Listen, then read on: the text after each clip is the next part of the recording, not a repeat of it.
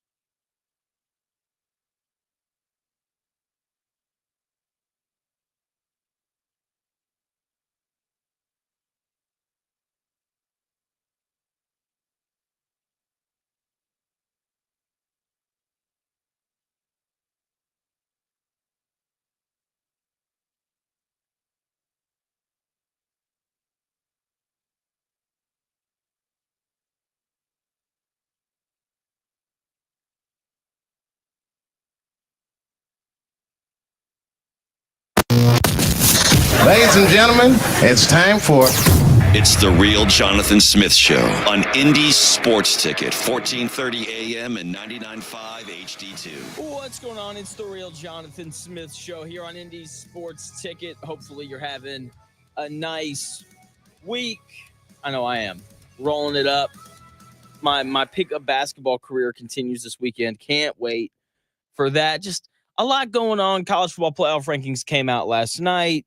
Colts media stuff is happening. The NBA Cup has started. Things are, like I said, everything is happening right now. We had college basketball last night. Kentucky beats Duke. Kansas beats Michigan State. Like, just all sorts of great stuff happening in the world of sports. But I want to start with these new college football playoff rankings that are simply just wrong. I mean, just it's incredible to me how wrong these college football playoff rankings are. Kevin Potts is going to join the show at 11 o'clock, and we're going to talk about the playoff rankings. We're also going to get a little bit into potential quarterback prospects, because I know that the Colts say that they're committed to Anthony Richardson, but I don't think any of us really believe that. But the college football playoff rankings came out, and they're just wrong. Teams should be rewarded for playing against other good teams, not punished. That is something that should always be true. Like we should encourage good teams to play against other good teams. That way that the regular season product is still good. As of right now, if I was an athletic director of any school, I would simply not play anybody good and hope that my conference schedule that year was easy, because those are the teams that are benefiting the most right now. The fact that Penn State is ranked 4th is simply absurd. Their best wins, Illinois, and they only won by 14. Okay, Indiana being ranked 5th, I'm fine with. I did my own personal college football playoff rankings yesterday. I had Indiana at 5 because at least they're consistently blowing out the bad teams that they're playing. Penn State's not doing that. The fact that Penn State is ranked in front of Indiana is just wrong. Okay, not only is Indiana undefeated, and, not only have they blown out bad teams, unlike Penn State, but we've seen Penn State on the same football field as the number 2 ranked team in the country. The gap between the second best team in the country and the 4th best team in the country should be pretty small. And if you watch Penn State play Ohio State, there is a valley between Penn State and Ohio State. Right? And Penn State lost that game at home. It's not even like they went on the road to Columbus like Indiana is going to do, not this Saturday, but next. That game was not close. Penn State shouldn't be anywhere near the top 4. If you want to tell me, that they should still be in the top 12, that's fine. I'm willing to live with that, but 4th is simply absurd. And as I sit here and I talk about Penn State, I'm sure I'm getting questions about Texas. Well, Jonathan, what about Texas? Well, Texas checks the same box as Indiana. They've blown out every bad team that they've played. They also deserve to be ranked that high because they're sitting atop the SEC, the best conference in college football. Okay? If you're at the top of the best conference in the sport, like the SEC is, and I'm sure this is Big Ten territory, and, me being from the South, I'm sure I'll get accused of the SEC bias, but at the end of the day, the College Football Playoff Committee decided to rank 9 SEC teams yet last night, and they only decided to rank 4 Big Ten teams, and that's it. The SEC is the deeper and better conference. That's why Texas is ranked 3rd, and that's why Tennessee, frankly, should be ranked 4th.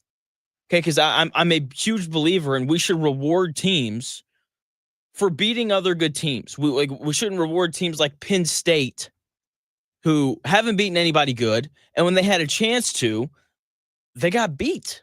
Penn State shouldn't be ranked in front of Tennessee because Tennessee's win over Alabama is miles better than anything Penn State has on their resume. Tennessee should be ranked in front of Indiana because that win over Alabama is miles better than anything that Indiana has on their resume. Plus, eye test-wise, if you just sit back and you watch how they play football, the difference between Penn State, Indiana, and Tennessee really isn't there. Tennessee is simply ranked too low. When you look at teams like Penn State and Indiana, they don't have a win over a single ranked team. Now, once again, with Indiana, I've got no issue with them being 5th. It's probably where they should be, given how dominant they've been against bad teams. Penn State, they haven't been. They don't have a win over a ranked team. They haven't crushed bad teams. And eye test-wise, they don't look that great. The defense is good, but offensively, they aren't as good as any of the top teams in the country. The idea that they're the 4th best team in all of college football is insane to me. So Penn State ranked too high. Tennessee should be ranked higher. Notre Dame. Indiana being ranked 5th. I think that's honestly the perfect spot for them. In terms of big picture stuff, I don't think Indiana could be ranked in a better spot than 5th. I've got more on that here in a moment. I want to keep working through these rankings.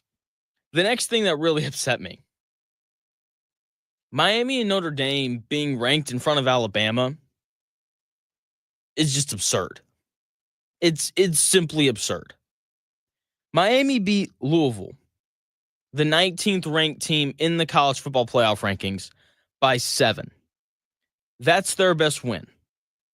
Notre Dame beat Louisville by 7, and they beat 15th ranked Texas A&M on the road by 14. Those are good wins. Do not mishear me when I say this.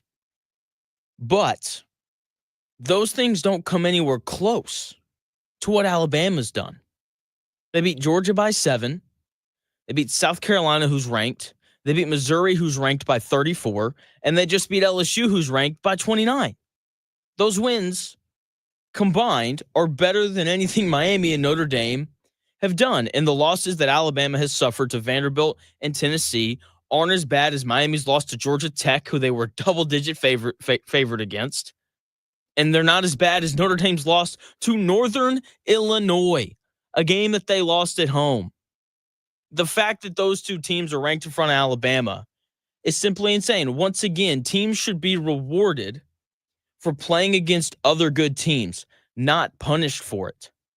And that's what we're seeing happen right now so far with these college football playoff rankings. I get it, records should matter, but who you play and who you beat and who you lose to should matter even more. Once again, as annoying as all those things are, as annoying as it is that Tennessee's ranked, in my opinion, too low, and that Penn State is ranked too high, and Miami and Notre Dame, the fact that Miami's even in the top 12 is absurd to me, especially when you look at SMU, who I'm going to talk about here in a second. The fact that Miami and Notre Dame are ranked higher than Alabama, as annoying as all those things are, you can make a case for them. But SMU not being in the top 12 is the most insane thing that happened last night. They're at the top of the ACC. They're 8-1 with their one loss to BYU, who's ranked 6th. Their one loss is to BYU, and they lost by 3. That is not a bad loss. That's a better loss than what Notre Dame has, and that's a better loss than what Miami has. And SMU's best win, like Notre Dame and Miami, is against Louisville, who they also beat by 7. So can someone just please take the time to explain to me, like I'm a child, how they're ranked 14th, SMU is, with the same best win by the exact same margin as Miami and Notre Dame, and their one loss isn't nearly as bad as either one of theirs. It doesn't make any sense whatsoever.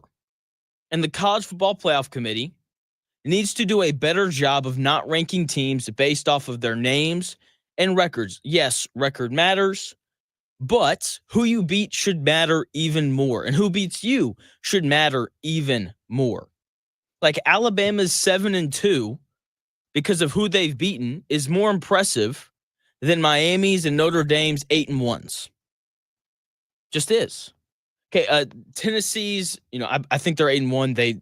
They might be 9-1, but their 8-1 and 9-1 is more impressive than Penn State's 8-1 because of who they've beaten. Like, those things should matter, and the College Football Playoff Committee needs to do a better job of not ranking solely based off of names and records. If Miami wasn't named Miami, they wouldn't be ranked in the top 12. You say, well, Jonathan, how do you know that? Because SMU's not ranked in the top 12, and they're not named Miami, and their resumes are very similar. And even though SMU's is better, it's just it's incredible to me. Like, I'm not going to say that they're going to make college football worse, because I think that'd be hyperbole. But the way that the playoff committee is doing these rankings, it is encouraging teams to play soft schedules, and I don't want that. Like, it is so much fun on Saturdays to sit down and watch Ohio State go to Oregon, or watching Texas go to Michigan before the year started. Like that's fun. And teams should be encouraged to schedule tough, hard, non-conference games. And I think the best way to do that is to have a college football playoff committee that rewards teams for playing against good teams and doesn't punish them when they lose. Okay, if I was an athletic director, I wouldn't schedule any tough games whatsoever, because the College Football Playoff Committee has made it abundantly clear that you can beat bad teams. It doesn't matter if you beat them by 30 or if you beat them by 7, you're going to be ranked really high. And you're going to get rewarded just the same as a team like Alabama beating, 4 ranked teams and losing to 2 good teams. So I don't know. I've got a lot of issues with what happened last night. I can't really. It doesn't make sense. The fact that Georgia isn't ranked in the top, or I think they're ranked 12th, but if the playoffs started today, they wouldn't be in. Like, that's absurd. Like, if you had to bet money on Georgia against Notre Dame, I think most people would bet Georgia. If you had to bet money on Georgia versus Miami, I think most people would bet Georgia. And if Georgia played Penn State, I think most people would bet Georgia. Like they're clearly one of the 12 best teams in the country, and that is the whole goal of the playoff, is it not? Is the goal of the playoff not to find the 12 best teams, or I guess, the 5 conference champions and then your 7 other best teams? Is that not the goal of it? That should be the goal. Like what are we ranking here? We're supposed to rank the best teams. And I don't feel like the College Football Playoff Committee did that last night. They ranked the best records. That's ultimately what they did. They ranked the best records combined with the best name brands. And it's just fundamentally wrong. Like, what are we doing here? What are we doing? Indiana, I'm done complaining for the moment. I'm sure I'll complain a little bit more with Kevin Potts, who's going to join me at 11 o'clock. Indiana's ranked 5th, and that's awesome for them. They ended up in a fantastic spot. They've got 2 games left, and I'm convinced that as long as they don't lose to Purdue, they're going to wind up in the college football playoff. They go 11-1 and they lose to Ohio State, they're going to be in. Okay, obviously they want to beat Ohio State. Obviously they want to win the Big Ten title. That way they can earn a bye. Like that would be the best thing for them. But the College Football Playoff Committee has set the precedent that if you lose to Ohio State, you will not be penalized for it. Penn State has lost 1 game. Penn State has not looked as good as Indiana. Penn State has not blown out bad teams with the exception of Kent State, and they are still ranked 4th. That loss to Ohio State at home has done nothing to Penn State. And so for Indiana, I'm expecting, it's not going to happen, but I'm expecting for the College Football Playoff Committee to have the same rules apply to Indiana. If Indiana loses to Ohio State, they shouldn't drop based on the precedent that the committee created with Penn State's loss to Ohio State. And if they do drop, because they probably will, because they'll be like, ooh, you're no longer undefeated, they should drop to 7th at most. And that is within the top 7 at-large bid slots. So as long as they don't drop past 7, if they lose to Ohio State, like, they're going to make the college football playoff. They should have a chance to host a college football playoff game as long as they don't lose to Purdue. They shouldn't lose to Purdue. I'd be absolutely stunned if they did, but rivalry games are weird. That's why they're fun to watch and all those things. So they're going to make the college football playoff, which is awesome. As long as they don't lose to Purdue, crazier things have happened, but they should make the first edition of the 12-team college football playoff. And you can't start the Curt Cignetti era any better than that. So congrats to Indiana. As much as I've complained about, it should be more about who you beat. I do think Indiana's worthy of being ranked 5th because of how badly they've beaten all of the bad teams that they've played. Whereas other teams like Miami, Penn State, Notre Dame, I just don't feel the same way about. So congrats to Indiana. It looks like they're headed to the college football playoff, which is awesome because we love talking playoffs in any way, shape, or form here on the Real Jonathan Smith Show, whether that's Indiana in the college football playoff or that's the Indiana Pacers in the NBA playoffs.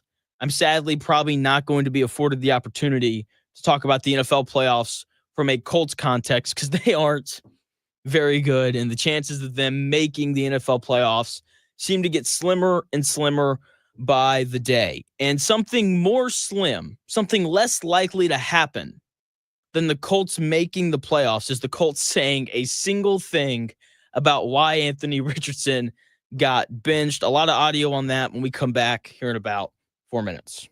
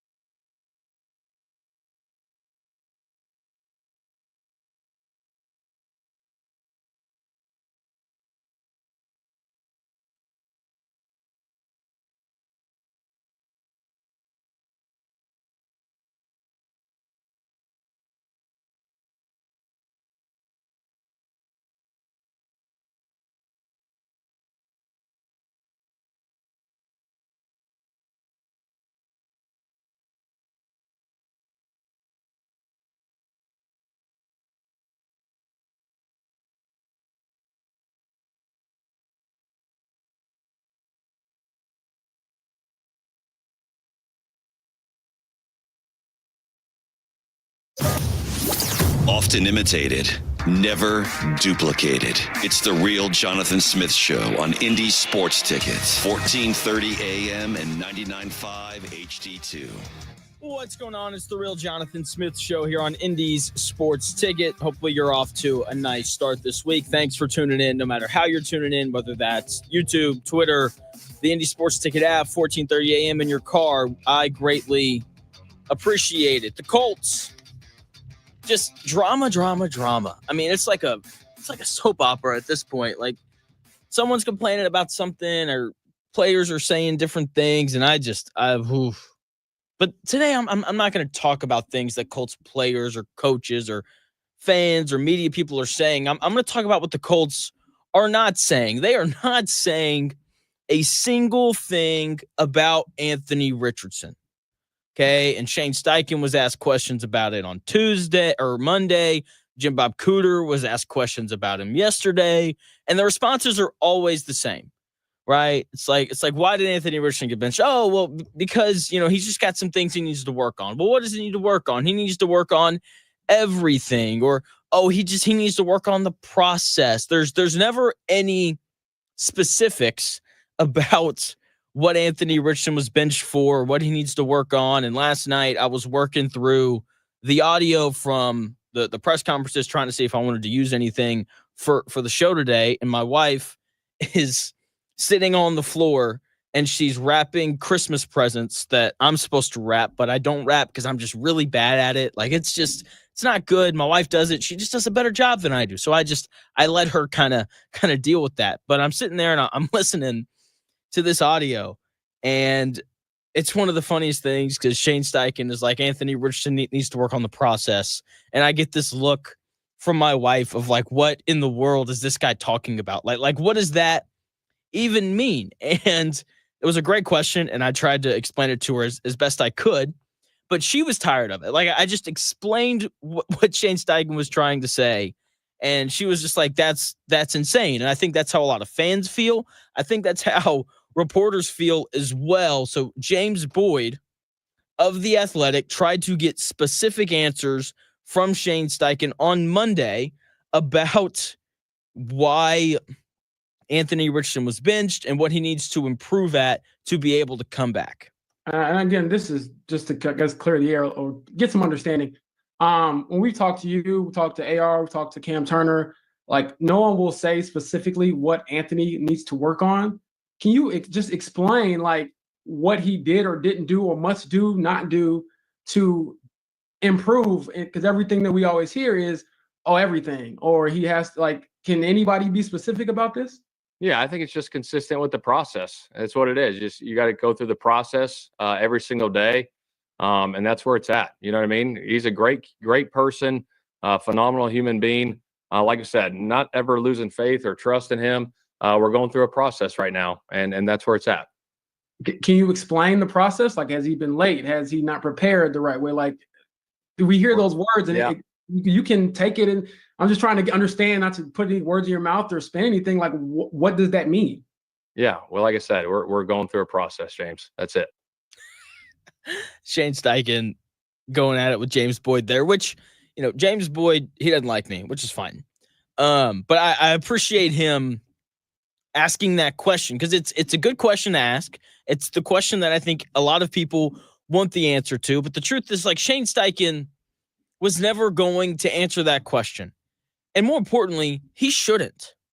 No one outside of that Indianapolis Colts building needs to know why Anthony Richardson was benched, and no one needs to know what he needs to do in order for him to come back. Shane Steichen, Jim Bob Cooter, Chris Ballard, the rest of these guys, they are doing the right thing by keeping their mouths shut, by being as vague as possible about the issues that occurred with Anthony Richardson. Maybe it was the helmet tap. Maybe it was the performance. Maybe it was a mixture of both things. Maybe he was late for meetings. Who knows? No one. That's the answer. The only people who know are the people in that Colts building. And that's all who needs to know. Okay? Like sometimes issues occur, fights happen, and no one needs to know about it. For example, I'm married. If my wife and I got into an argument and, and it didn't go well for me, and she was like, Jonathan, you need to sleep on the couch tonight. It wouldn't help the situation at all if my wife went out to her friends and my friends and was like, Jonathan did this, so I made him sleep on the couch. It would actually only make things worse. It would make me very upset. And it's the same thing here with Anthony Richardson. Like what is telling the media, what is telling me or you what Anthony Richardson did to deserve to be benched? Like, what does that do to help the situation? Absolutely nothing. Okay, and look, Anthony Richardson is 22 years old, doesn't have a lot of life experience, and the Colts are doing what they can to protect him. And I look, just to sidetrack here for a second, one of the, I think, curses of social media is people have this sense of entitlement that they should just know everything about everybody, and that's just simply not true. Let's say Anthony Richardson has been late, and his preparation hasn't been good, and they are upset about the tap out. What does that do for the Colts? What does that do for Shane Steichen? What does that do for Anthony Richardson? Nothing good. Can you imagine what I would say, or what Dan Dockich would say? He's on this station from noon to 3. Could you imagine what people would write if it came out that Anthony Richardson was, late for practice, or if his preparation wasn't good? Like, nothing good would come of that. If we learned any of the reasons why Anthony Richardson was benched, we would have a long list of things, me, you, and every other Colts fan, we would have a long list of things to say that simply aren't good. Because no matter what Anthony Richardson did or didn't do to be benched, it's not good. I promise you, the Colts didn't bench him because he was too good at preparation. And they didn't bench him because he was too good at leadership. That's not why they benched him. So they're going to be as vague as possible when they're asked about it. And that's what they should be. Colts offensive coordinator Jim Bob Cooter was asked about the vague descriptions yesterday by James Boyd of the Athletic. And, he also asked him, like, does Anthony Richardson know what he did? And here is that conversation. Jim Bob, circling back to the process thing with AR, we've heard you mentioned that, Shane mentioned that. It's sort of vague, quite frankly. But with Anthony, is it unvague for him? Like, is it clear? Do you think that he understands fully what is expected of him in whatever role he is with this franchise at the moment?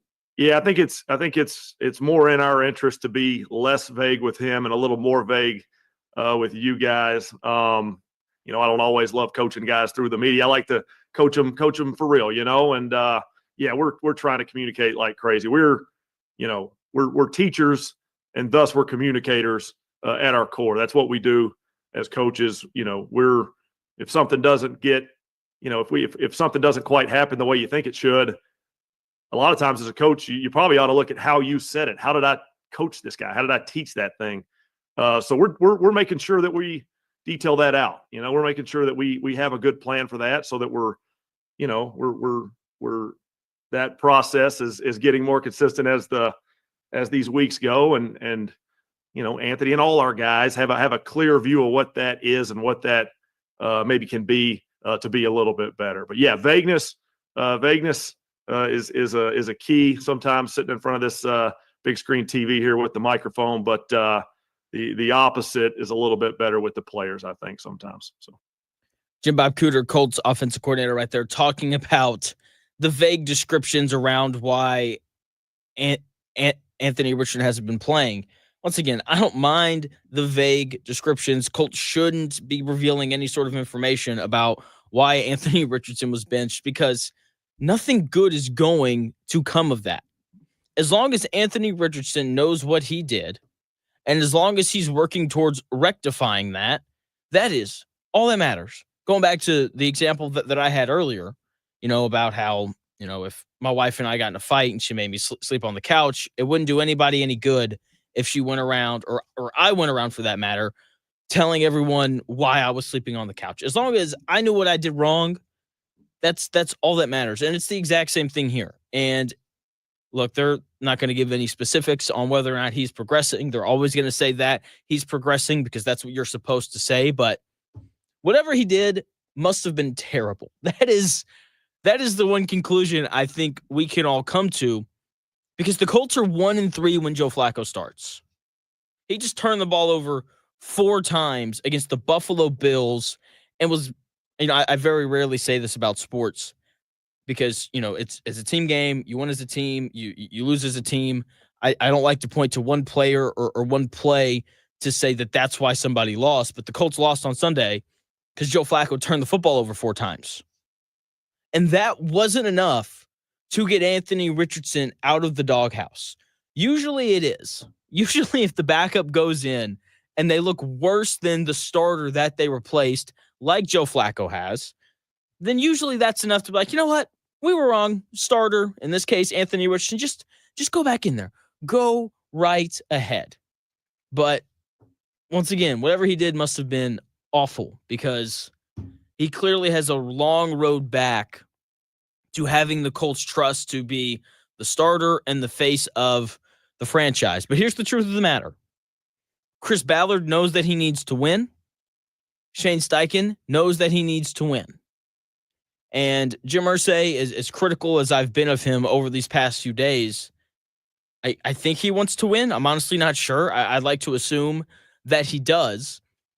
If this continues, if Joe Flacco continues to be bad, then this long road that Anthony Richardson is having to walk to return to being the starter will get shorter if Joe Flacco continues to be as terrible as he's been these last 2 games. If he's average, then, nothing's going to change. But if he continues to turn the football over multiple times and be the reason why the Colts are losing, then that road for Anthony Richardson to come back is going to be shorter. I'm sure that Shane Steichen and Chris Ballard want to teach him a lesson, Anthony Richardson. But they also want to win so they can keep their jobs. If Flacco continues to look this awful and cost them games, then we will see a switch back at some point. I think that there's a part of the Colts that can justify we lost to the Vikings, who are better than we are, and we lost to the Bills, who were simply better than we are. But the Jets, oh man, they lose to the Jets on Sunday, and Joe Flacco's bad. That could cause enough commotion to get Anthony Richardson back in as the starter for the Colts, because whether you like Joe Flacco or you prefer Anthony Richardson, I think you and I can both agree that this Colts team has no identity with Joe Flacco at quarterback. At least with Anthony Richardson, there's this identity of we're going to run the crap out of the football, and from time to time, we're going to chuck it deep to Alec Pierce or A.D. Mitchell or whoever. So if you're an Anthony Richardson person, maybe you root for the Colts to lose on Sunday. Not really. I won't be doing that. The Jets are 4-point favorites. Hopefully Joe Flacco plays well. I want the Colts to win, but we'll see if Joe Flacco can get it done on Sunday or not. Anthony Richardson, not the only drama happening with the Indianapolis Colts. Kenny Moore and Zaire Franklin's comments are still a topic. Gus Bradley, Colts defensive coordinator, was asked about their comments after the game against the Bills. I've got that audio for you when we come back here in about 4 minutes.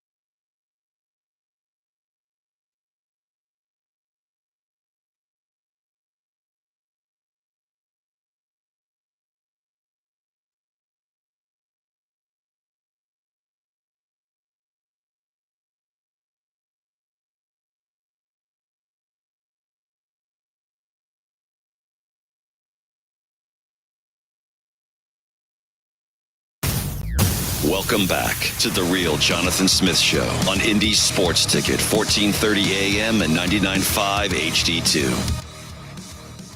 What's going on? The Real Jonathan Smith Show here on Indy's Sports Ticket. Thanks for tuning in, no matter how you're tuning in. Kevin Potts joining the show here in about 20 minutes to talk college football playoff rankings, quarterback prospects, probably a little bit of Colts as well. Before we get to that, though, once again, that is 20 minutes away. Gus Bradley, he went to the podium yesterday. Kenny Moore, Zaire Franklin, they both made comments after the loss to the Bills on Sunday about players not being prepared and how there's a lack of effort and there's a lack of urgency and all those things. And with both of these guys being defensive players, Gus Bradley was asked about the comments that they both made. Here was defensive coordinator Gus Bradley's response to the question. Well, I mean, I look at it. I'm always, me personally, a belief is hold people in high regard, give strength to those in need. And, that I think goes through our organization. And I think with our players, there's venomous comments, and then there's comments that are uncomfortable. And sometimes, when there's discomfort, it can take you to better places. And I know Kenny Moore, been around him for years now and have great trust in him and appreciate him as a teammate. And what you saw, Kenny will address players. He holds them accountable. He loves his teammates. He loves this organization. But he also knows that to go where you want to go, at times there's discomfort. And, when you're uncomfortable and you have great spirit, there's a chance for great growth. And he's addressed some things with our players and brought some things up. And, I think that's what he believes in. Sometimes in order for us to go, there's going to be challenging conversations and there's going to be uncomfortable situations.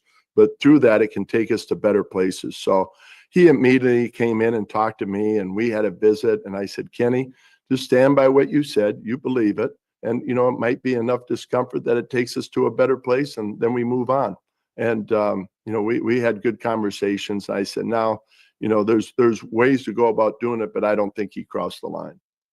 Gus Bradley, Colts defensive coordinator right there, talking about what Kenny Moore had to say after the Bills lost. A little cliche, no doubt about that. But my thing with the comments was they didn't really make a ton of sense. Not because, look, the Colts are bad. They're 4-6. There are clearly issues. But they came from Kenny Moore and Zaire Franklin. Those guys play defense, and the defense has been good. The Colts have lost because of their offense. Their defense has done an excellent job, I think, of keeping them in almost every game that they've played this year. Have they had some bad games? Of course. Week 1 against Houston wasn't great. They've given up a ton of yards, which, I'm not fond of, but they've kept teams from scoring. Like that is their job. And they have done a pretty decent job of doing that this year. At least they've done a better job of keeping teams out of the end zone than this Colts offense has of getting into the end zone.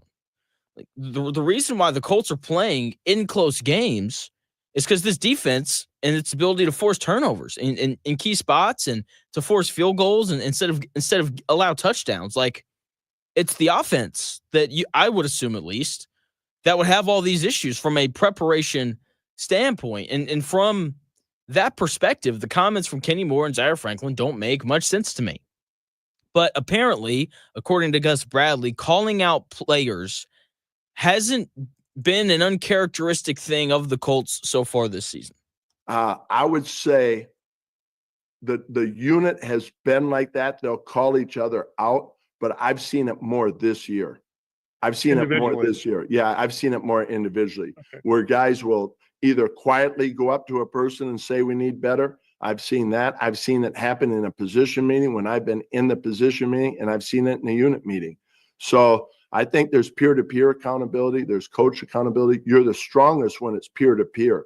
And I think that's, that's somewhat what Kenny was doing, was more the peer-to-peer accountability. And in his mindset, maybe he's done it face to face, maybe he's done it in a unit meeting, and it was an opportunity to demonstrate to the team, I'll say it to your face, or I'll say it, Gus Bradley right there talking about Kenny Moore and his willingness to call his teammates out to their faces. And that's a big deal to me. if this really is a common thing where Kenny Moore has called out his teammates face to face throughout the season, I don't think this is as big of a deal.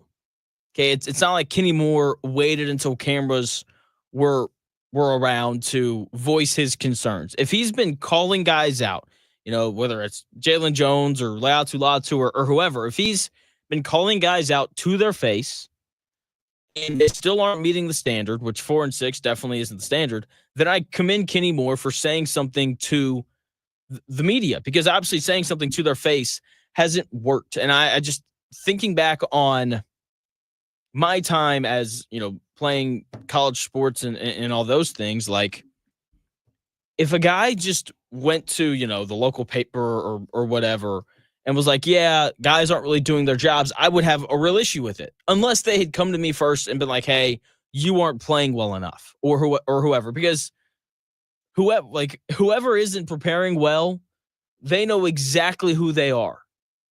Right. And I'm sure that whoever Kenny Moore had an issue with didn't like that they said it to the media. But if he had previously said it to their face, then the sting won't be as bad. It wasn't like Kenny Moore did this randomly.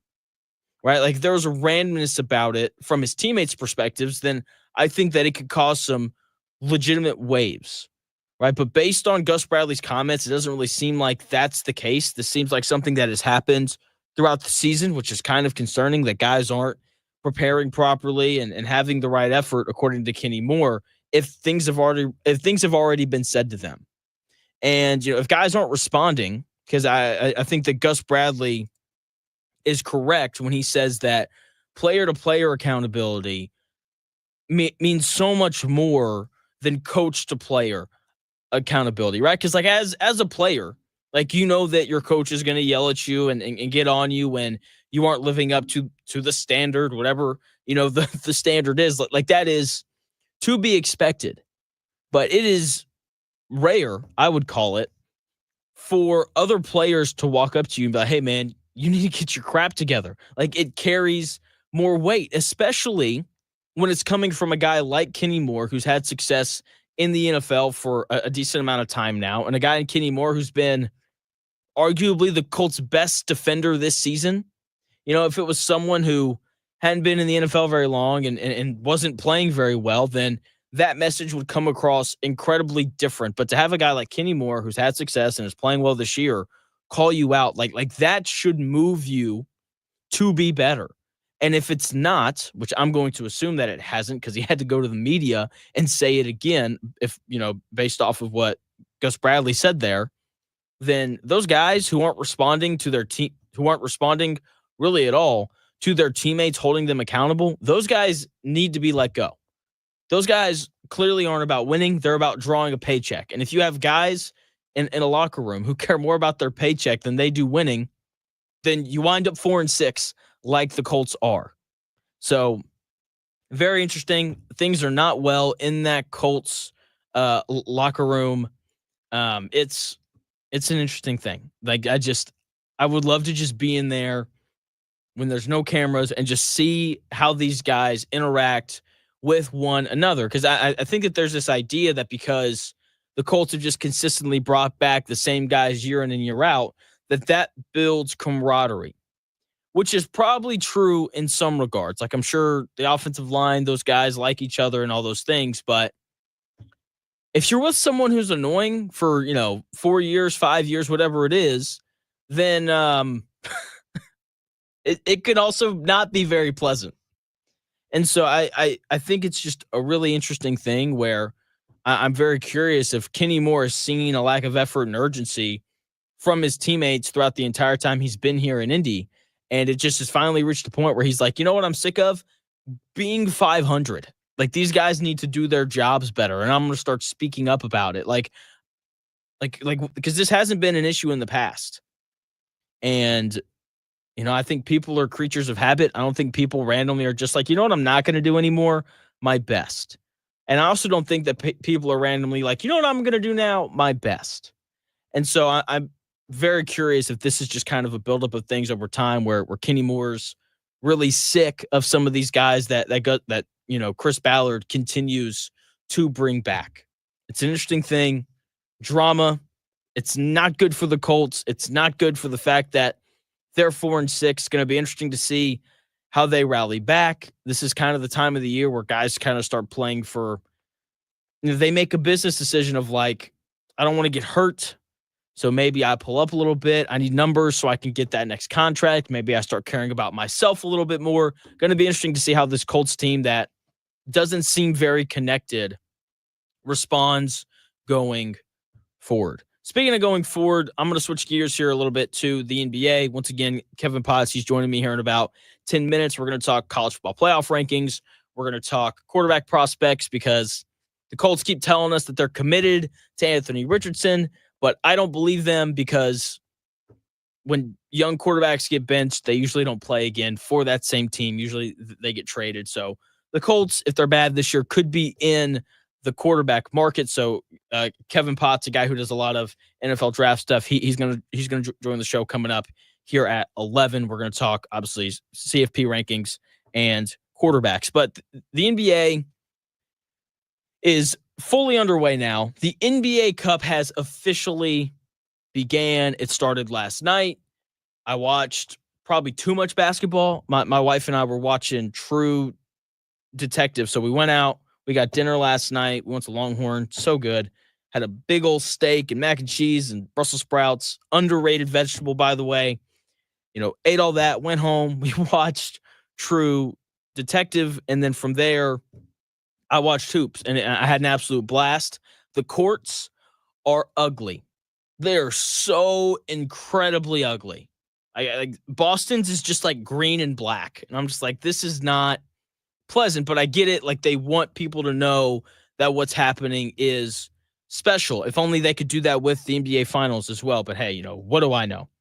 And the thing about the NBA Cup that's interesting, and the questions leading up to it, before it started last year, was, do the players really care about this? Like, does this matter to them?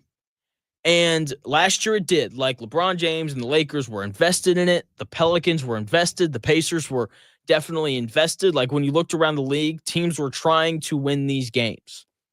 And as long as that continues, like, this is going to be fun to watch, right? Because the NBA playoffs, whether you like the NBA or not, are simply more enjoyable because players are playing hard every single game. And as much as I love the NBA and as much as I consume it, because I consume it as much as I do, it's pretty evident that sometimes the effort can be a little lesser during the regular season. So anything like the NBA Cup to get guys to play hard and to grab the attention of the audience is nice. And we saw it last year. These guys cared, so it was fun. If that happens again this year, then the NBA Cup will continue to be something fun to watch. The Pacers play at the Magic tonight. That is not an NBA Cup game. Their first one's Friday on the road against the Miami Heat.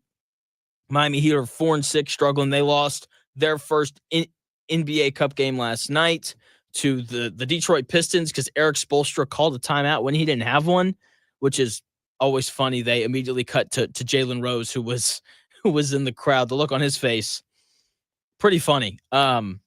Anyway, yeah, if you see that video on Twitter, it's pretty great. But when it comes to the Pacers, they're on the road tonight playing against the Magic. They should win. They've had a couple days off. The Magic played last night, right? So the Magic are in the middle of a back-to-back. And more importantly, Paolo Banchero is not playing. Now, the Pacers have injuries. They do, right? Isaiah Jackson out for the year. James Wiseman out for the year. Obi Toppin's questionable for tonight. Aaron Nesmith rolled his ankle. He's not going to play tonight. So some of these other guys have to step up, but Benedict Matherin's still playing. Tyrese Halliburton's playing. Pascal Siakam's playing. Miles Turner is playing. So, like, their arguably four best players are still available. They should win this game.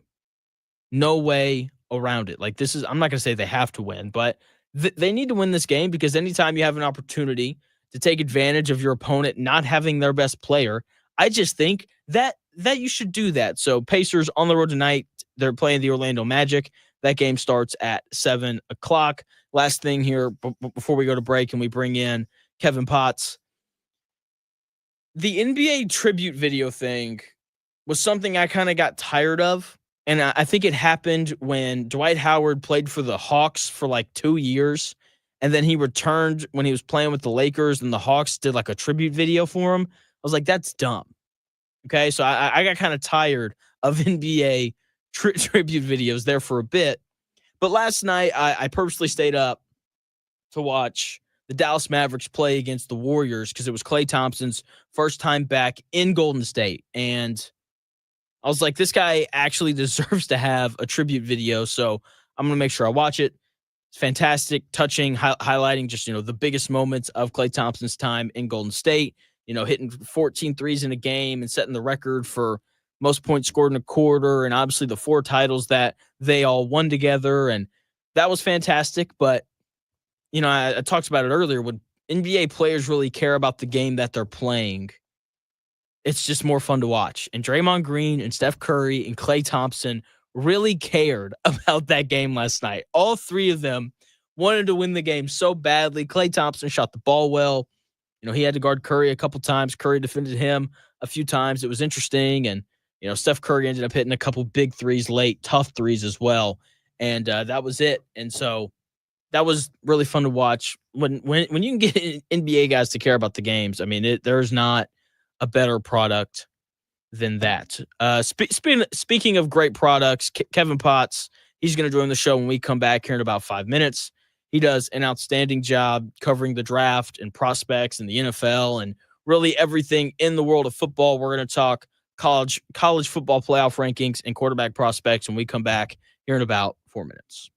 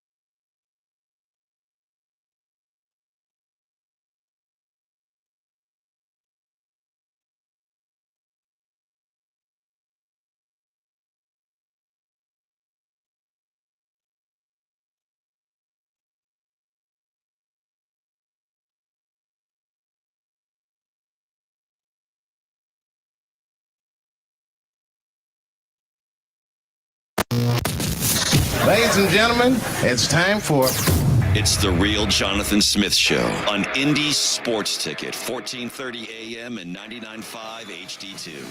What's going on? It's the Real Jonathan Smith Show here on Indy's Sports Ticket. Hopefully you guys are having a nice week. Kevin Potts, writer of the Kevin Potts NFL and NFL Draft Breakdown Substack. He joins the show. He's got a YouTube channel as well. Kevin, what's going on, man? I'm good, man. Excited for this weekend of football, particularly in the NFL. I think it looks like it's a really good slate. And always a pleasure to be here and talk some football. Dude, I haven't even looked at the slate. The CFP rankings last night made me so upset that I was like, I need a break from football. I'm watching the NBA Cup. I can't with this. What were your initial thoughts when those rankings came out last night?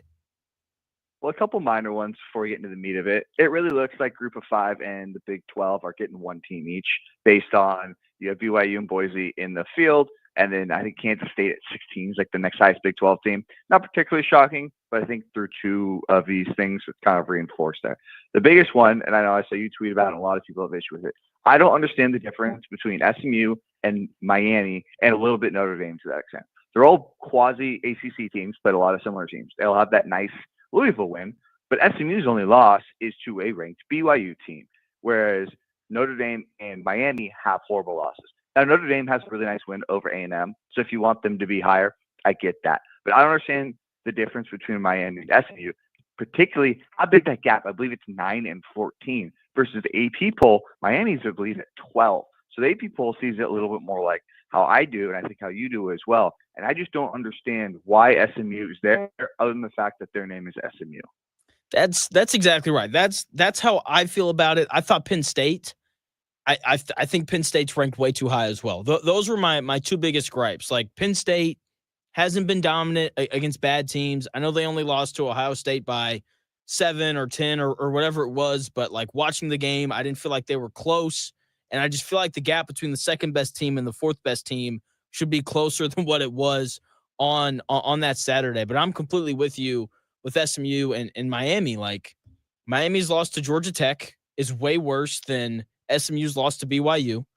Their best win for both of them is Louisville. And it's just like, it doesn't make any sense. And it's really frustrating for me, if you can't tell.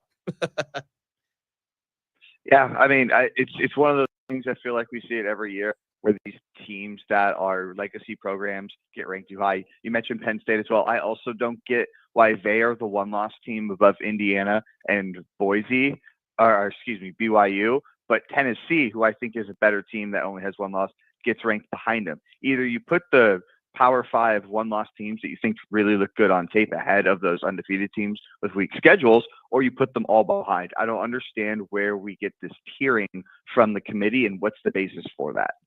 Yeah, it's a great question. I'm with you on Tennessee as well. Outside of the Arkansas game, they've looked good. Like, defensively, they're tough. Nico worries me sometimes, but all in all, I like Tennessee more than I like Penn State, Indiana, or BYU, really. And my thing is, like, resume should matter. I think beating good teams should mean something. Like Notre Dame, I think that they should be ranked lower. But if someone told me, hey, like, they have that win on the road against A&M, that's why they're in front of Miami and SMU, then, like, I would understand that, and I'd be in favor of that.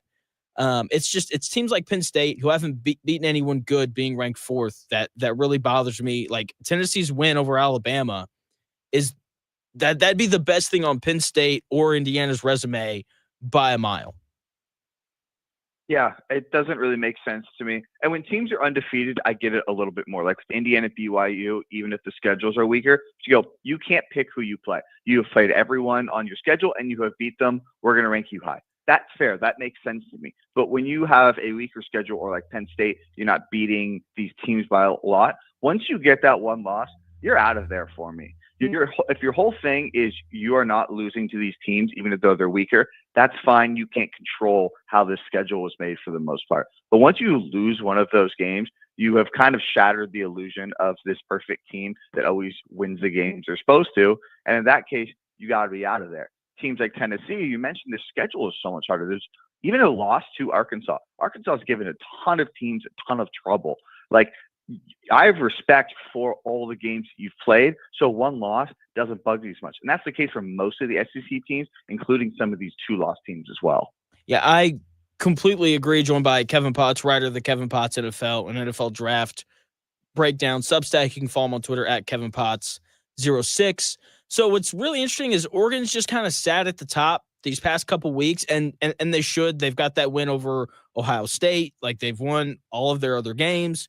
And I watched them, and I think they're the best team in the country. Like, to me, they look the most complete.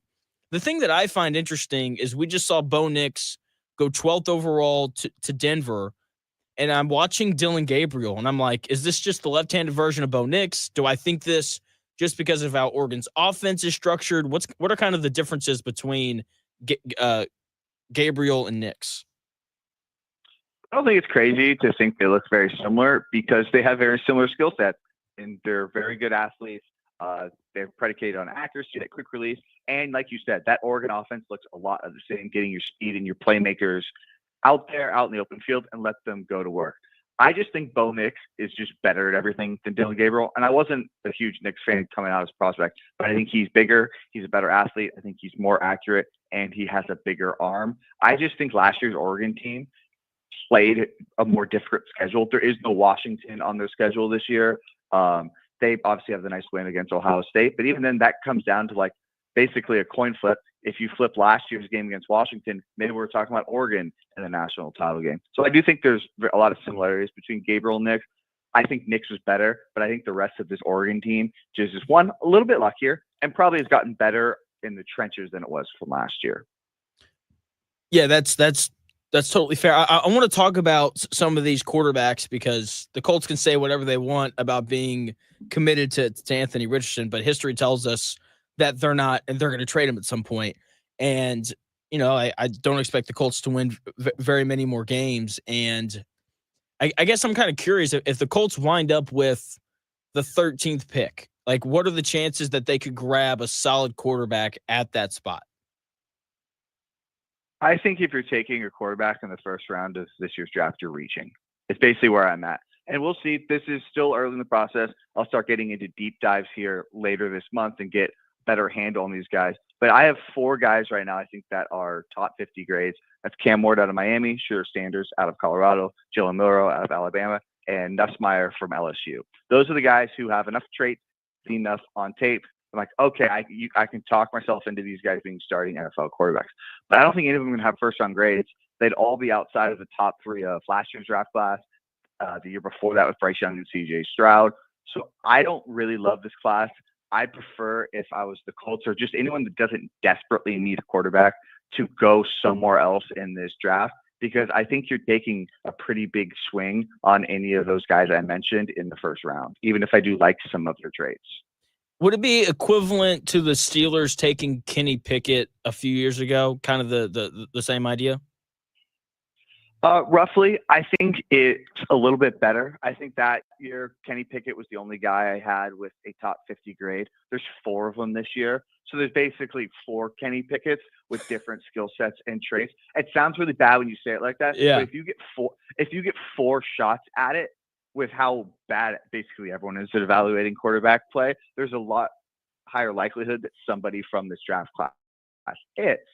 But also framing it that way, I mean, I don't really know which one of the 4 is going to work, and it's really going to matter on where they land and who they land with, which creates kind of a scary proposition that you're basically spinning a wheel even more so than you already usually are with the draft at quarterbacks.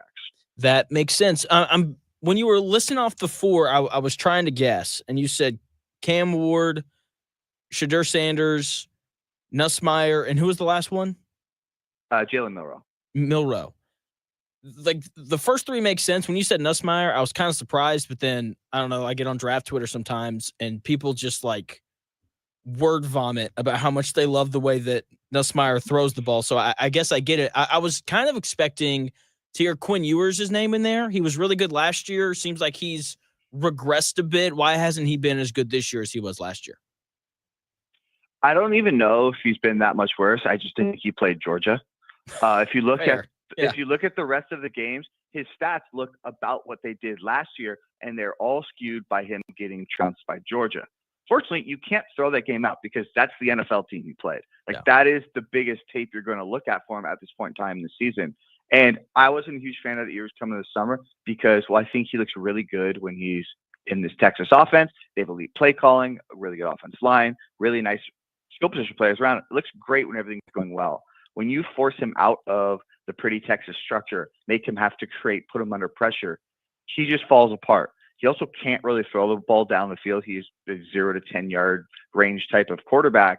And when you look at that from a draft perspective, I can't project that to anything. Even if the tools are nice and there are some nice moments on film, if you can't handle playing out of structure and under pressure and really open up the field, it creates a very limited profile for a quarterback. And I just think he's playing teams this year that are exposing it a little bit more. And unfortunately, kind of reinforcing all my worst fears with him, which is why I don't have him anywhere close to the top of this class. Okay, joined by Kevin Potts, writer of the Kevin Potts NFL and NFL Draft Breakdowns Substack. Penn State, I've been pretty vocal on it. I think they're overrated. Do you agree? And how good is Drew Aller compared to the other quarterback prospects? Because I remember last year when he started playing for Penn State, people seemed really excited about him, and then we watched him. We were like, he's fine, I guess. Yeah, I mean, I agree. Penn State is overrated. I think most people kind of agree. We're all kind of at the point where they're at the fourth team in the country. I think we're all kind of excited to see them lose like Ole Miss or something in the college football playoffs because that's just what they do. They have some nice players in defense. I really like their tight end Tyler Warren, but I just don't think they have enough in terms of coaching staff or wide receivers to beat good teams. Aller is an interesting player. He's very, very young. He was 20 coming into the season. I had about a fourth round grade coming because he's 6'5", 240 with a rocket arm. There's just not a lot of guys built like that, but he needed a lot of growth. And I think he's taking steps this year. I think he's looking better as a processor. The accuracy is improving. I think the creation's getting a lot better. He was banged up coming into the Ohio State game, and I thought he did a really good job moving with his legs. It took Ohio State about a half to adjust to him. I still think he's a year away.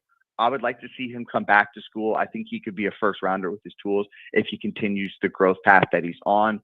We'll see, since it's a weaker class, if he might come out and see if a team will bet on his traits. I have him in that tier 2 of guys that are really traitsy. Aller, we mentioned Ewers. I think Riley Leonard's still in there. It's like I like a lot of what you do and how you look on paper, but the polish and kind of the finer things are definitely missing from you as a prospect right now. How many NFL guys does Indiana have on the roster? I really like Pons, the DB. He's the only guy where I'm like, he looks like an NFL caliber player. Outside of that, it just feels like a lot of good college players. How do you feel about the talent that Indiana has on its roster? Yeah, I agree with you. I don't think they have really many. I mean, they have a couple. You mentioned Pons, who I like, who I believe is a sophomore, so he's young. We'll see if he even comes out. The 2 seniors that are going to declare that I mentioned, their quarterback, Curtis Rourke, and then their defensive end, Mikhail Kamara, are both intriguing players, but I think they're like day 3 guys. I don't think either of those guys are close to the top 100. I think I'm going to get to them at some point later in the cycle, and I would imagine both those guys are like, everyone kind of agrees. They're good players, they're fun players, but you lack the traits to probably be legit starters, but it's worth a shot on day 3. But it's kind of what makes Indiana fun, right? Is they feel like an old school team. There's just a bunch of good college players and aren't buoyed by some big 5 stars. And it's just good coaching and well-taught players. It really is. You know, Cignetti's done just an incredible job. And the reason why I ask about the NFL talent on Indiana's roster, because they're about to play Ohio State, who I would argue has more NFL talent than any other roster in the country. With that being said, defensively, sometimes I watch them and I'm just kind of underwhelmed. Do you kind of feel the same way? Do you feel like Ohio State is living up to the potential that they have, given how many NFL players they have on this roster? Yeah, I do get underwhelmed at times. Part of that is the expectations. Obviously, when you see all those stars and dudes in mock drafts, you expect this team to be dominant, and it hasn't quite been that. I think there's a couple of reasons for it. One, on defense, the linebackers aren't fantastic. They don't have the NFL guys at that level, in my opinion. It's up front and in the secondary. And if you can manipulate a team's linebackers, you can generally expose some weaknesses. And then on offense, I just think it's not talked enough about how much losing Josh Simmons really hurt them. Their left tackle. He was transferred to San Diego State last year. Really good. I had a top 50 pick grade on him. and I thought he was even better this year. He's playing fantastic. He got hurt in that Oregon game, and it's caused this massive shuffle up front where you put your left guard at left tackle. We saw Donovan Jackson at left tackle get shredded by Abdul Carter, which is, I mean, Abdul Carter is really good, but when you shuffle a unit that relies on continuity like that, I think you're going to see a lot of inconsistencies on the offensive side of the ball because the offensive line is just so important, and I don't think they're fully locked in there right now. Joined by Kevin Potts, writer of the Kevin Potts NFL and NFL Draft Breakdowns Substack, talking college football, upcoming draft prospects. So Jalen Milroe, like when he looks awesome, he looks like the best quarterback in this draft class. Like the game against Georgia, he was incredible. Against LSU the other night, he was incredible. Is he kind of the Anthony Richardson of this class, where it's like you don't really know what you're going to get, but if you get the best version of it, he could be a real game changer? Yeah, pretty much. And it helps that he's in a weaker class that we're going to squint a little bit and try to push away some of those flaws. But there's just not a lot of dudes that are built like him with the arm that he has that run a 4.4. It's pretty special. And I wasn't super high on him coming in the year. I had about like a fourth rounder on him. I think he's gotten a lot better. His new head coach, Kalen DeBoer, has done a great job with quarterbacks in the past. Michael Penix, Jay Kaner. And I think he's improved Milroe this year. There's obviously still a lot of issues. He will take a lot of sacks. Pressure can really get to him. His accuracy can be up and down. But yeah, when you see that light click, when it hits in a game, it's a pretty much unstoppable force. And I don't know if he's like Anthony Richardson caliber. For me, I'm hoping he can be Jalen Hurts. Can you be a dual threat quarterback that can push the ball vertically outside the numbers? Yes, you may be a flawed passer at times, but you do enough things really, really well that you can stick as an NFL starter. Okay, that makes sense. Is Cam Ward your QB1 or QB2? He's my QB2. I still have Shooter Sanders as 1, but it's more of a 1A, 1B type of situation because they're drastically different players. Ward is obviously the great athlete, has a fantastic arm, but he is very gunslinger-esque. He reminds me a little bit of Jordan Love, where I don't think you're ever really going to take those turnover-worthy plays out of him. You just try to limit them as much as you can and get as many big plays as you can.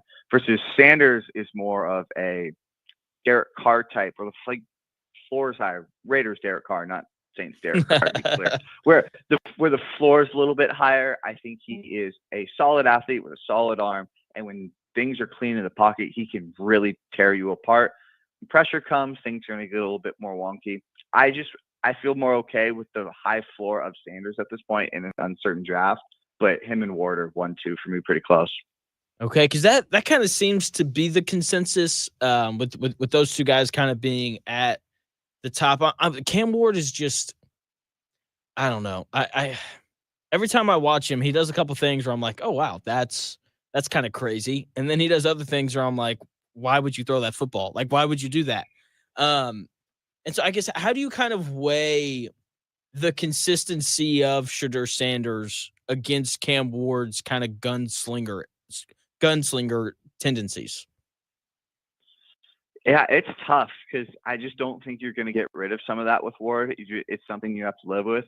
For teams, some teams, it's just going to come down to their head coach and offensive coordinator, what they want to do. Some of these more aggressive offensive guys are going to be more okay with Ward. Some of these more conservative defensive or Shanahan tree guys are probably going to like Sanders a lot more because he's just going to keep everyone on track. As an evaluator, you kind of just end up getting the tie sometimes.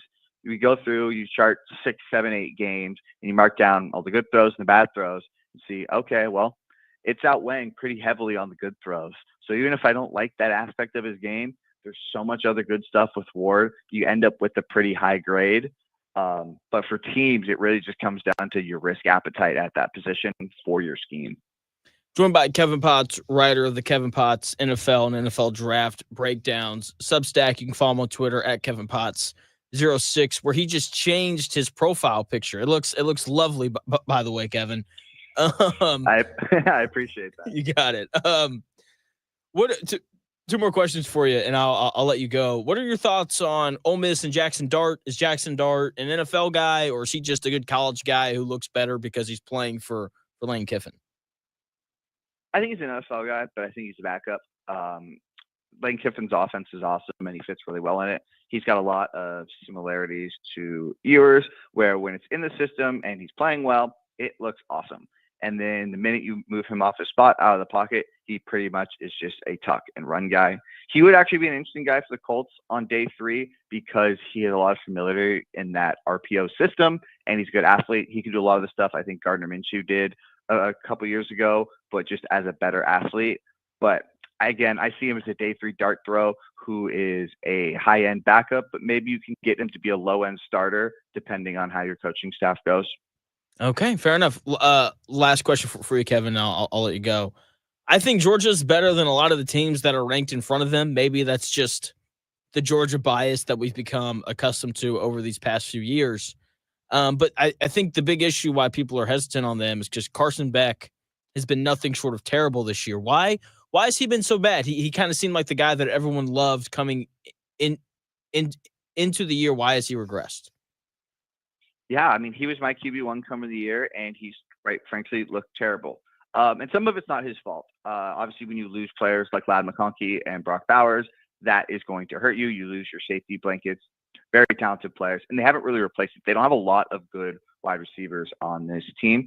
They drop the ball a lot. I believe he's top 3 in FBS in yards lost to drops. And then the offensive line, which you saw against Ole Miss, has not been as good. It's been banged up, so they've had to shuffle some guys, and it's created just not a great environment for Beck. He's also just gotten worse, and I don't know why. I don't think anyone knows why. The accuracy has fallen off a cliff. The decision-making has been really poor. Even when he has had open players, he has missed them way too often. And it's one of those ones that I don't have a great answer with, and I don't think anyone really does. Because last year's tape looked like a really solid round 2 quarterback, maybe even a round 1 guy. And this year, he's like a late day 3 undraftable type of tape. And I don't really know where that player went. And if it's a confidence thing or it's just maybe what he is when he doesn't have Bowers and McConkey. Okay, fair enough. It's watching him throw the ball is so interesting. Like, I don't know, I don't even know what to call it. I feel like every time he throws the ball, and even when his receivers catch it, they have to work so much harder to catch it than when other guys throw the football. If that makes sense. Yeah, it's the accuracy versus placement thing where, just because you have a 70% completion percentage doesn't mean you're actually an accurate quarterback if your guy has to reach for it on his back hip or his back shoulder every single time. And it's why tape versus stats is always a thing with some of these guys, particularly with college quarterbacks. They get schemed open a lot. Yes, you completed the pass, but at the NFL level, that's not going to work as much. And that's what it looks like with Beck. It's even his completed passes.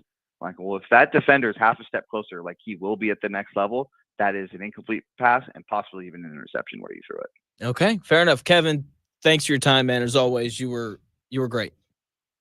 Yeah, of course, man. Always a pleasure. See you. That is Kevin Potts. Follow him on Twitter at Kevin Potts06. You can check out his Substack as well, Kevin Potts, NFL and NFL draft breakdowns. He watches a lot of tape. It's honestly pretty impressive.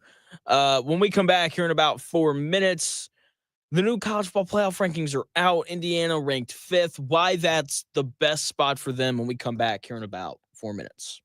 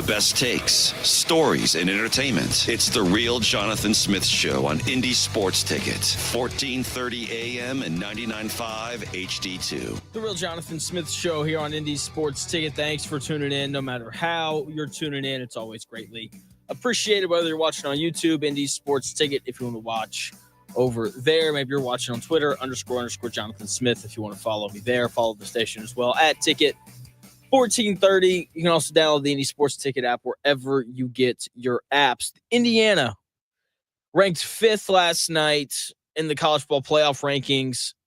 Great spot for them to be. Couldn't really be in a better spot. They've got 2 games left. As long as they don't lose to Purdue, which, miracle will have to happen for that to take place. As long as they don't lose to Purdue, they're going to be in the playoff. Now, obviously, they want to beat Ohio State. Obviously, they want to win the Big Ten title, get that first round bye, all those things. Here's the thing, though. Penn State lost to Ohio State, and the College Football Playoff Committee hasn't really penalized them for it. Penn State's still ranked 4th.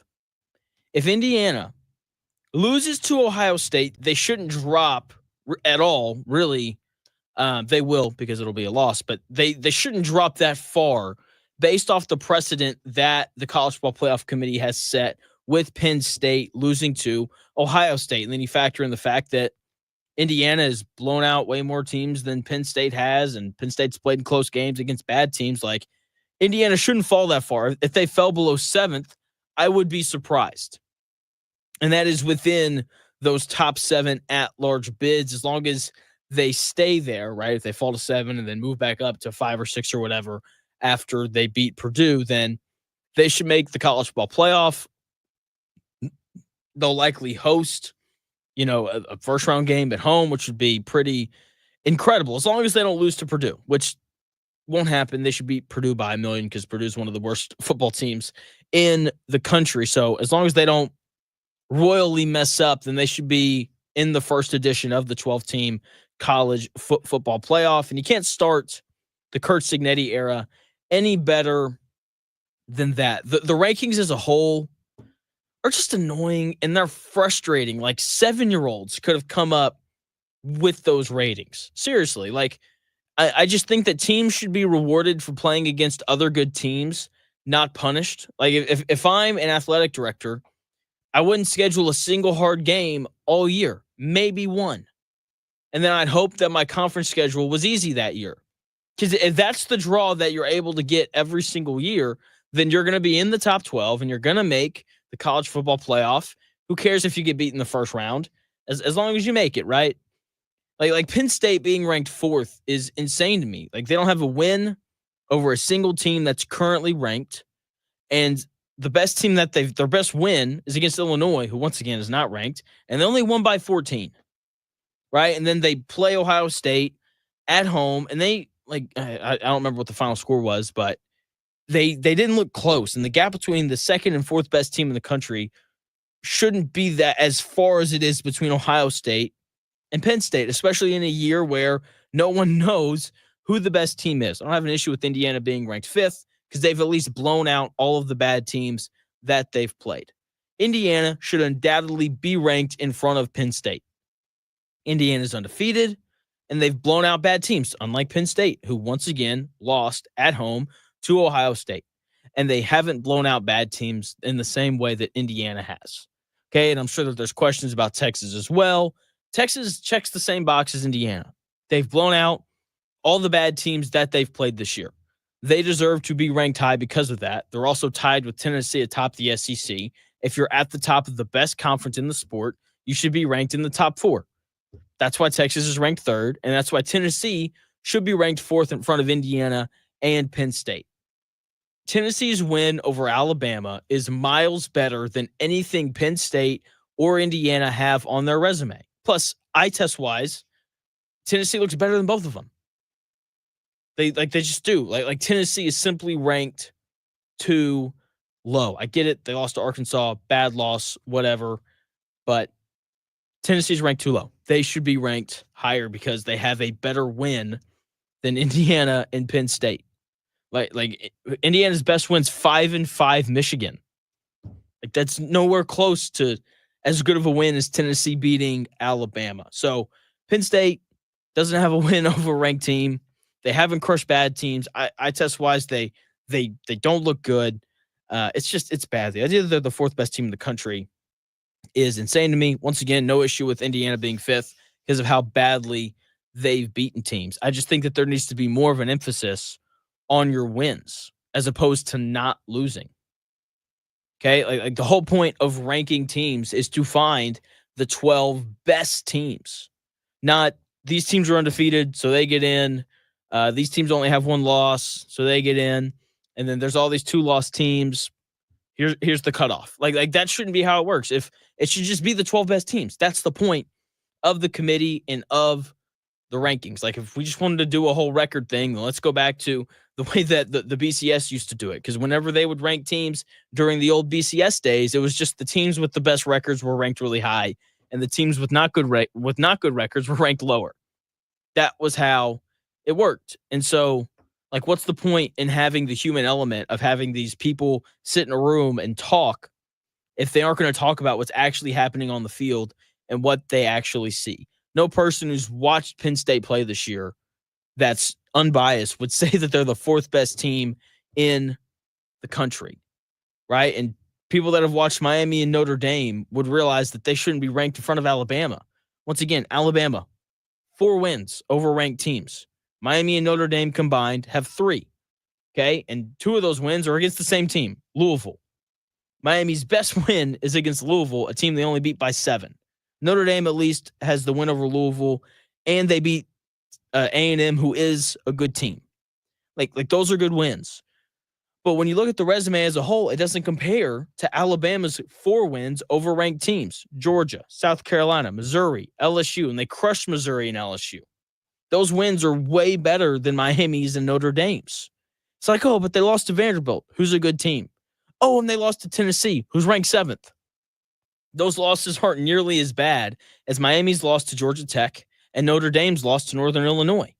It doesn't make sense. It should be more about who you beat. And if you play a tougher schedule, you should not be punished for it. The biggest injustice, though, that happened last night was SMU not being ranked in the top 12. It's one of the most insane things that happened last night. They're at the top of the ACC. They are 8-1. Their one loss coming against BYU, who beat them by 3. That is not a bad loss, considering BYU is the 6th ranked team in the country. Okay, that is a better loss than Notre Dame's to Northern Illinois and Miami's to Georgia Tech. SMU's best win, like Notre Dame and Miami, is Louisville, who they also beat by 7, just like Notre Dame and Miami. Look, if you say, well, Jonathan, Notre Dame's in front of SMU because they have the win over Texas A&M. Fine. Great point. Makes sense to me. But Miami being ranked in front of SMU is clearly just a name bias thing. Someone please explain to me how SMU is ranked 14th with the same best win as Miami, and their one loss isn't nearly as bad as Miami's loss to Georgia Tech. It doesn't make sense, and the College Football Playoff Committee needs to do a better job of not ranking teams based on their names and records. Are records important? Of course they are. But teams that play tougher schedules shouldn't be penalized for playing a tougher schedule. Okay, if I was an AD, we're scheduling 0 tough games based on the precedent that the College Football Playoff Committee has set this year. You can beat bad teams by 7. You can beat them by 100. Doesn't matter. You are rewarded just the same as teams that are, playing ranked teams every single week. It's ridiculous. The College Football Playoff Committee just didn't do a good job last night, and that is frustrating. When we come back here in about 4 minutes, the Colts are frustrating reporters and fans because they just won't say anything about Anthony Richardson. I've got that audio for you when we come back here in about 4 minutes.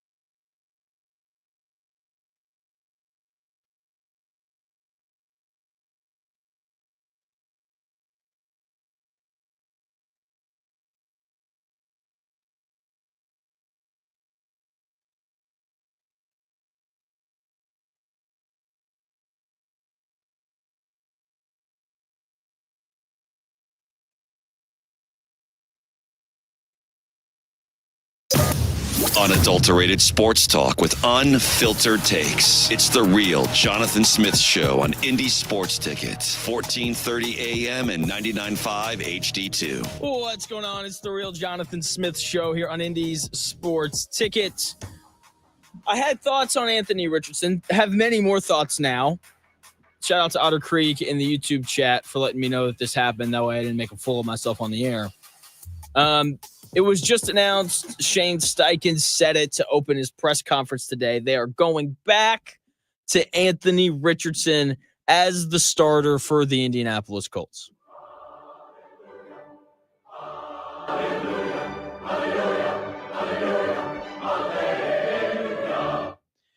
I'm so happy.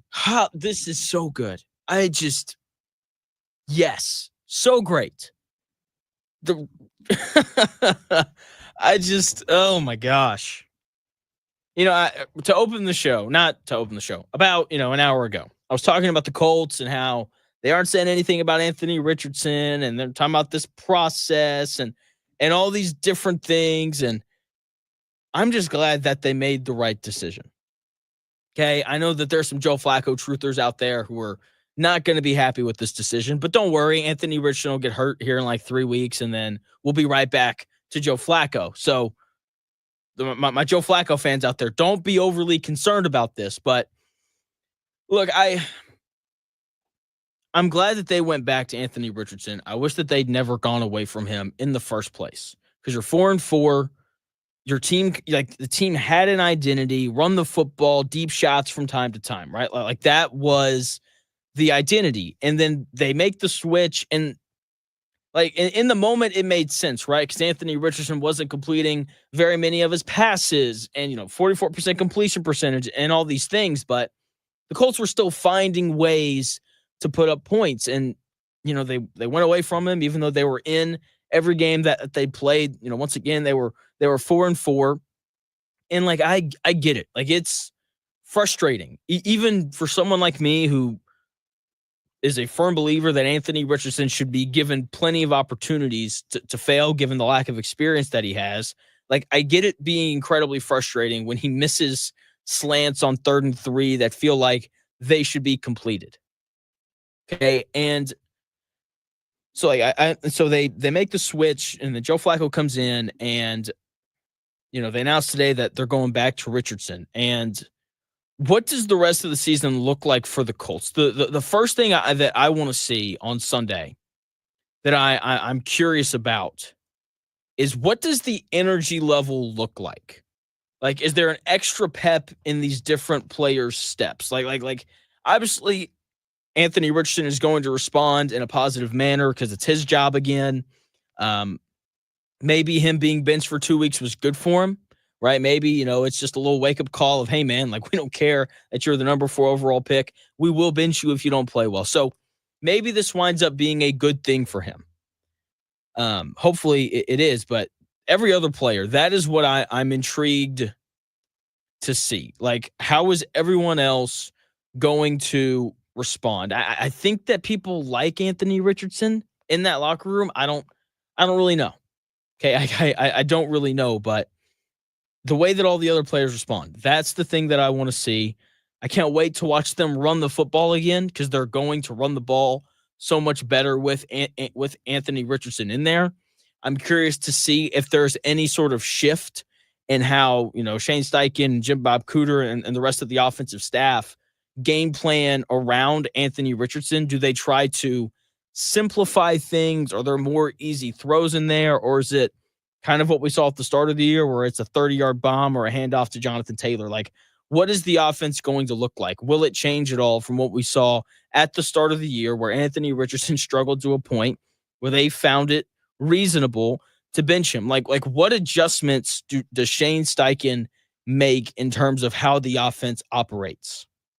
Okay, I have no issue whatsoever with them going back to him when whoever your starter is turns the football over 4 times. Like, they 1,000% deserve to be benched, and whoever the starter was deserves to go back in based off of how bad the backup was. Like Joe Flacco wasn't very good at all, and I think the Colts are doing the right thing here. Stubbornness did not prevail.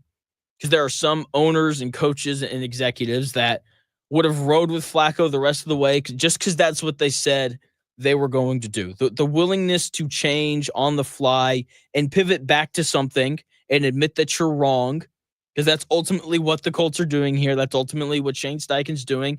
I was wrong to bench Anthony Richardson in the first place. Let me correct the mistake. That way we have the best chance to win on Sunday. Shane Steichen made it pretty clear from his statement that he's going to, be the starter for the rest of the year. And it's good. It's nice. This is what needs to happen, because when I watch the Colts and when you watch the Colts, I'm going to assume that we come to a similar conclusion, that is, this team isn't good enough to make the playoffs. And if you're not good enough to make the playoffs, you need to learn about your team and the young guys. And Anthony Richardson is the definition of a young guy. And look, if the Colts had played Joe Flacco and they'd missed the playoffs, it would have been a complete and total waste of the season, because you didn't make the playoffs and you didn't learn anything about the guy that you drafted number 4 overall. So I'm glad that they went back to him. Very interested to see if anything or how much things changed from the first time Anthony Richardson was the starter to now. Do they run the ball more? Are there more easy passes? How do the players around Richardson respond? Okay, are those guys excited? I'm assuming that they will be. Wouldn't be surprised in the slightest, given how vocal these Colts players have been the past couple of days. If guys didn't walk into Shane Steichen's office and were like, hey, we would like to see Anthony Richardson back under center. So going to be interesting. I guess that whatever the process was that Anthony Richardson was working through, I guess he's done with it. He figured out whatever was wrong. Okay. And so we'll see. I can't wait to hear Dan's thoughts on this later on in the show. He called it. He was right. He asked me yesterday if I thought we'd see Richardson again. I was blatantly said no, and Dan thought we would, and so he was exactly right. So I'm excited to watch and just kind of see what he looks like kind of going forward. Here is Josh Downs, Colts wide receiver, on Anthony Richardson being named the starter again.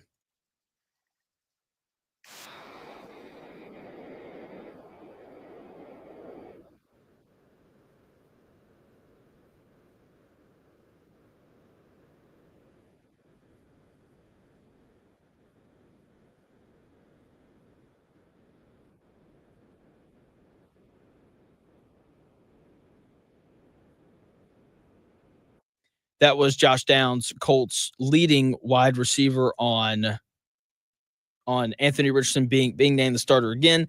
Not a ton of glee there, but that's okay. Josh Downs doesn't seem like a guy who's just going to run around with a whole bunch of energy, but can't wait to see how the rest of this team responds on Sunday. I'm excited to watch the Colts play football again.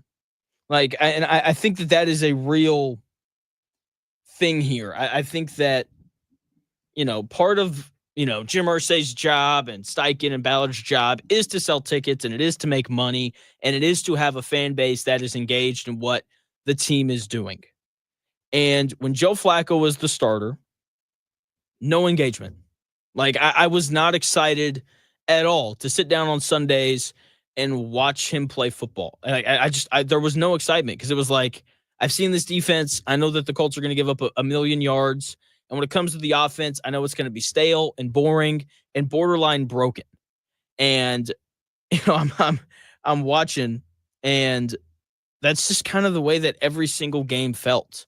And now, when I sit down on the couch on Sunday to watch this Colts team play, I'm going to be incredibly excited to actually watch them play football. I am excited to watch Anthony Richardson, whether it's pretty, ugly, bad, sad, whatever. I'm excited to do quarterback defense attorney again, because I'm sure that'll be back in full effect on Mondays. But it was, once again, I think this is the right decision. Okay. Because missing the playoffs with Flacco doesn't get you much of anything.